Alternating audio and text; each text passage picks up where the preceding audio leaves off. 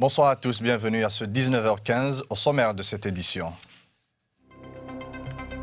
Sellal dresse un bilan sans complaisance de la situation économique et met en relief la politique de diversification économique prônée par son gouvernement. L'Algérie salue l'adoption à l'ONU d'une résolution appelant à l'action contre Daesh, la l'approche algérienne. Dans ce cadre, constitue désormais un modèle mondial. Être au service de la société et garantir une vie religieuse saine, loin de toutes les influences qui nuisent à l'image de l'islam, sera le nouveau rôle des mosquées. International, Sahara occidental, le Front Polisario salue l'appel de Ban Ki-moon et appelle le Conseil de sécurité à briser l'impasse dans laquelle se trouve le processus de paix. Le président de la République, Abdelaziz Bouteflika, a exprimé dans un message adressé à son homologue malien, Ibrahim Boubacar Keïta, la solidarité et le soutien indéfectible de l'Algérie au peuple et au gouvernement malien à la suite de l'attaque terroriste ayant visé vendredi un hôtel à Bamako.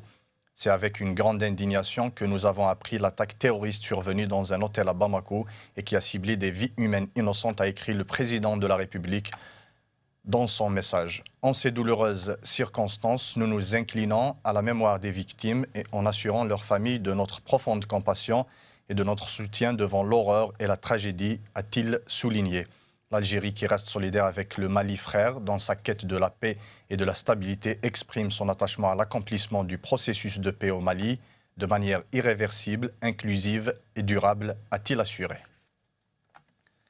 Économie, le Premier ministre Abdelmalek Sellal a dressé dans une interview exclusive à l'APS un bilan sans complaisance de la situation économique, tout en mettant en relief la politique de diversification économique prônée par son gouvernement. Plus de précisions avec Abdelhak Bouatoura. M. Sellal a affirmé qu'en dépit d'une situation délicate, le gouvernement était en mesure d'affronter cette conjoncture sans être soumis à la contrainte de l'endettement et en disposant d'une marge de manœuvre financière. L'économie nationale tient bon, malgré la chute de ses revenus pétroliers, mais la situation est dure et nécessite un déploiement du modèle de croissance avec une vision à long terme, a indiqué M. Abdelmalek Sellal. Notre pays a vu ses recettes extérieures réduites presque de moitié en quelques mois. C'est dire la brutalité du choc qu'a subi l'économie algérienne en pleine reconstruction. Malgré cela, on tient bon, a souligné M. Sellal. Le Premier ministre a clairement affirmé que la situation économique du pays est dure et que les contraintes sont réelles avec des perspectives d'évolution incertaines, en relevant cependant que l'Algérie encaisse ce choc pétrolier mieux que beaucoup de pays. Ainsi, le niveau des réserves de change et des ressources du Fonds de régulation et des recettes demeure correct, déclare M. Sellal. L'inflation a pu être maîtrisée, les dépenses sont rationalisées et le commerce extérieur est plus maîtrisé, a-t-il encore soutenu. M. Sellal a également soutenu que la croissance est à rechercher dans la sphère économique réelle où l'entreprise constitue la clé de voûte, ajoutant que c'est ce modèle de croissance qui est en cours de déploiement avec une vision claire à l'horizon 2019 et qui pourrait être élargie à 2030. Concernant l'augmentation des prix des produits énergétiques, le Premier ministre affirme que cette démarche de réajustement tarifaire ne touchera en aucun cas les petits consommateurs ou les habitants des régions du Sud. Terrorisme, l'adoption par le Conseil de sécurité de l'ONU d'une résolution appelant à l'action contre l'organisation terroriste Daesh a été saluée par plusieurs pays, notamment l'Algérie, qui a réaffirmé la nécessité d'une réponse globale appelant les pays à s'unir entre eux. Neri Ben Rizgan nous détaille le sujet.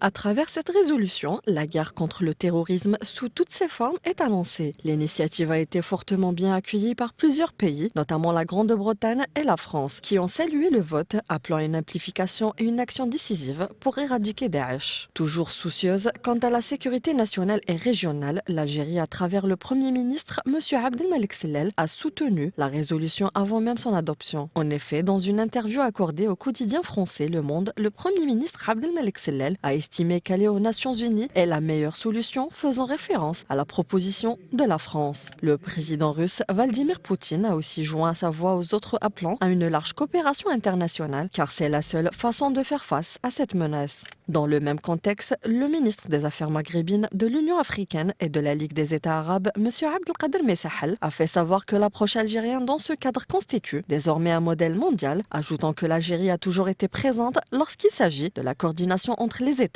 et avec les Nations Unies. Énergie, seuls les contrats à long terme sont à même de permettre le financement des grands investissements gaziers et d'en garantir ainsi un meilleur rendement, a affirmé à Téhéran le ministre de l'Énergie Salah Khabri, qui a ajouté que cette question sera à l'ordre du jour du 3e sommet du Forum des pays exportateurs de gaz. Sujet de Nariman Rezgan.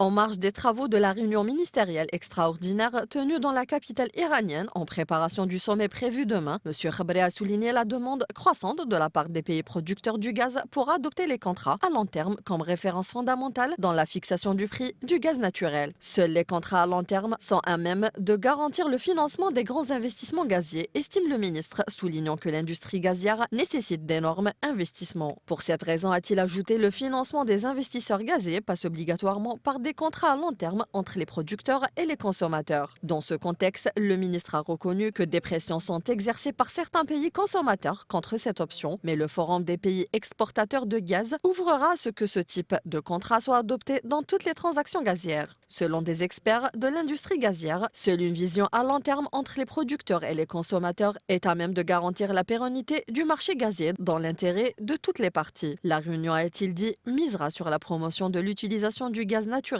en tant qu'énergie propre face au recours de plusieurs grands pays consommateurs à sa substitution par des ressources énergétiques plus polluantes telles le charbon. Les mosquées doivent être au service de la société et garantir une vie religieuse saine, loin de toutes les influences qui nuisent à l'image de l'islam, a indiqué le ministre des Affaires religieuses et des Waqf, Mohamed Aïssa. Les mosquées sont construites grâce à la contribution de la société. Aussi, ces lieux de culte se doivent-ils d'assurer, en plus de l'enseignement religieux, des services sociaux et économiques, a estimé Mohamed Aïssa. Les classes coraniques, a-t-il relevé, doivent ainsi garantir des cours de soutien scolaire et leurs bibliothèques doivent être ouvertes aux élèves, aux étudiants ainsi qu'aux différentes franges de la société, quelles que soient leurs convictions, ce qui permettra de concrétiser la nouvelle orientation dans la construction des mosquées, qui concerne aussi bien les anciens que les nouveaux lieux de culte, a-t-il ajouté. Concernant la collecte de la zakat, le ministre a rappelé que le rôle de l'imam consiste à appeler à l'accomplissement de ce devoir, mais n'est nullement chargé de sa collecte, précisant que le fonds zakat est une institution indépendante qui nous permet de se rappeler l'un des préceptes de l'islam et d'en faire une institution sociale qui œuvre aux côtés des organisations de solidarité et ses associations de bienfaisance. Les nouvelles mosquées se distinguent par la construction de locaux commerciaux sur des terrains appartenant aux biens Waqf, permettant ainsi à ces lieux de culte d'être autosuffisants au plan financier et producteurs dont une partie des revenus est destinée à l'entretien des mosquées et le reste est versé au Fonds national des Waqf pour son utilisation dans la réhabilitation des biens Waqf en Algérie. International à présent, le Front Polisario a appelé le Conseil de sécurité de l'ONU à briser l'impasse préoccupante actuelle dans laquelle se trouve le processus de paix au Sahara occidental en raison de l'intransigeance du Maroc, affirmant que ce conflit ne peut pas se prolonger infiniment. Dans une lettre adressée récemment par le représentant du Front Polisario auprès de l'ONU, Ahmed Boukhari, au président du Conseil de sécurité, M. Boukhari a souligné que le Front Polisario a salué l'appel du secrétaire général des Nations Unies Ban Ki-moon aux parties du conflit, le Front Polisario et le Maroc, à s'engager dans des négociations pour trouver une solution au conflit et à coopérer avec l'envoyé personnel Christopher Ross afin de parvenir à un règlement équitable au conflit du Sahara occidental, affirmant que le Maroc ne peut poursuivre dans sa campagne d'escalade qui consolide son occupation illégale du Sahara occidental. M. Boukhari a ajouté que le récent discours du roi du Maroc à El Ayoun occupé est un défi par le Maroc de la légitimité internationale qui considère le Sahara occidental un territoire non autonome dont le sort reste à définir. Il a affirmé que la seule solution au conflit du Sahara occidental passe par l'organisation d'un référendum libre, juste et impartial devant permettre au peuple sahraoui de s'exprimer sur son avenir. A rappelé que le Conseil de sécurité a organisé mardi une conférence sur la paix et la sécurité, durant laquelle la cause sahraoui a été abordée. Inscrit depuis 1966 sur la liste des territoires non autonomes et donc éligible à l'application de la résolution 1514 de l'Assemblée générale de l'ONU portant déclaration sur l'octroi de l'indépendance aux pays et peuples colonisés, le Sahara occidental est la dernière colonie en Afrique, occupée depuis 1975 par le Maroc, soutenue par la France. Conférence de Paris sur le climat, 170 pays ont remis à l'ONU leurs engagements de réduction des gaz à effet de serre. Et au Birmanie, au moins 90 personnes ont été tuées dans un glissement de terrain dans une mine de jade.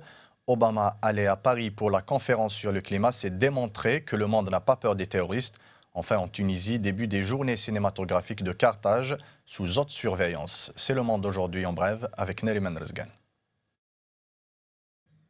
Au moins 90 personnes ont été tuées en Birmanie dans un glissement de terrain dans une mine de jade, secteur économique opaque aux mauvaises conditions de sécurité. Nous ne trouvons que des morts dans la montagne de pierre éboulée, a déclaré le responsable de l'administration locale et coordinateur des secours dans la région très isolée de Hapakant, dans le nord du pays. Les secouristes, comprenant selon lui la Croix-Rouge locale, mais aussi des renforts de l'armée et de la police, poursuivaient dimanche leur effort.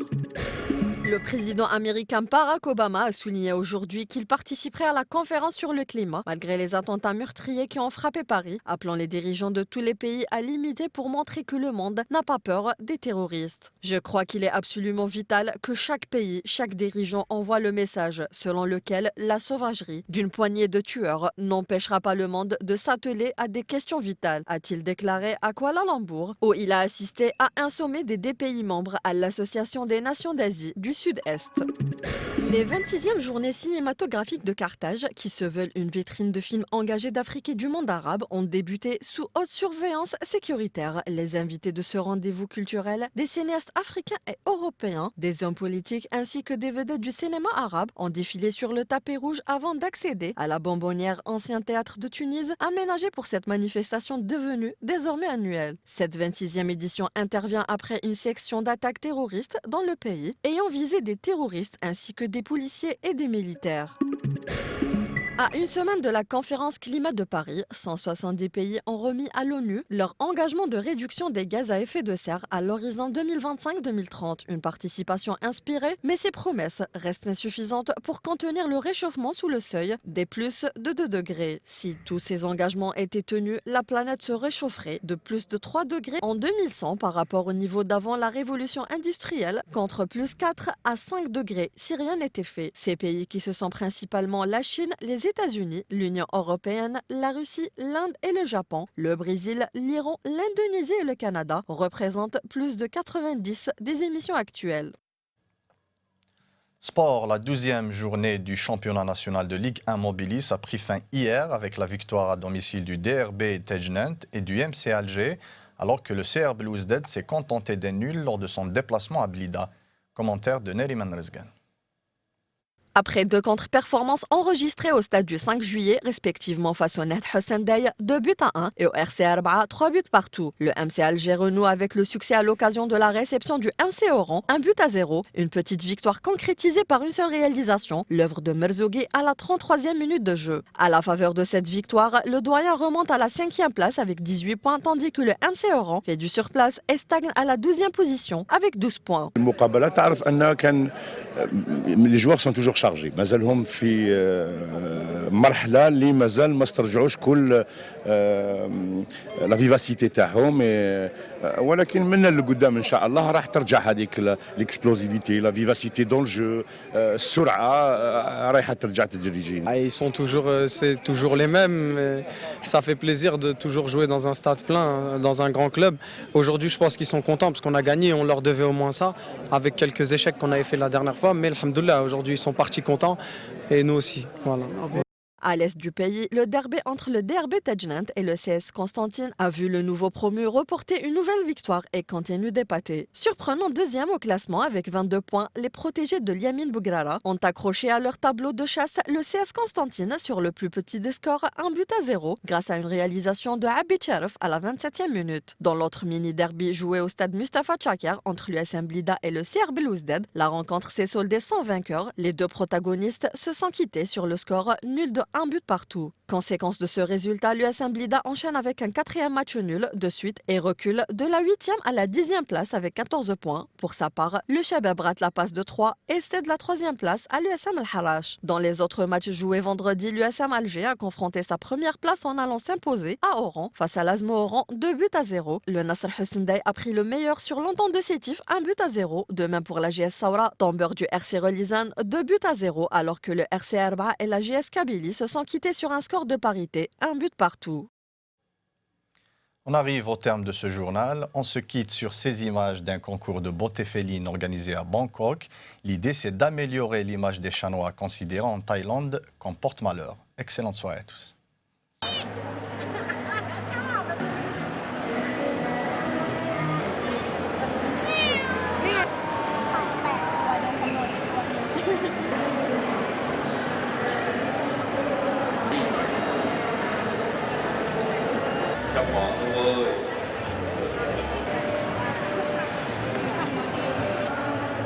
รือบางตัวเนี่ยครับ ระหว่างที่คณะกรรมการเราทำการตัดสิน